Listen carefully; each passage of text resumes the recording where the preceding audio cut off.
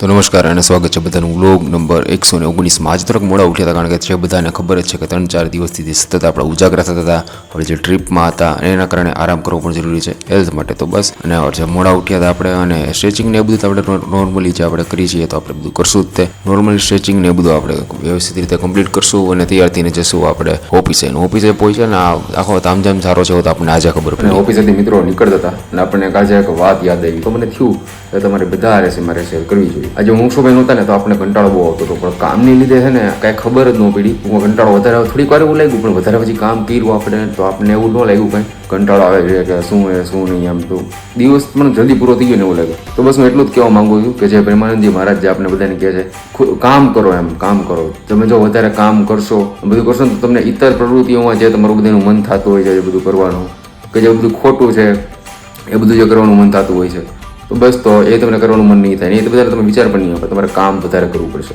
કામ કરવાનું ચાલુ રાખો, કામ કરવાનું મૂકતા નહીં. બસ આવું ઘણી બધી વાર આપણે ફીલ કરેલું છે, પણ અત્યારે બ્લોગ બનાવું છું ને તો મને કહેવાનું મન થાય કે કોન્ટ્રોવર્સી મારે ન જોઈએ. બસ નીકળીએ છીએ ઓફિસ હતી ને જતીનભાઈને મળીએ. તો જતીનભાઈ જોતા હતા લાલો મૂવીની ટિકિટ આપણને મળી જાય તો, પણ જે ખાલી થોડીક હતી એ પણ થોડીક વારમાં પાછી પેક થઈ ગઈ, તો આપણને મળી જ નહીં. કાંઈ વાંધો નહીં, લાલો મૂવીની ટિકિટ તો હતી. મામાનાથની ચા તો છે, આપણે મામાનાથની ચાની એન્જોય કરશું અને જશું આપણે હોસ્ટેલ. અને હોસ્ટેલે પહોંચીને રાબેતા મુજબનું બધું કામ આપણું શરૂ થશે.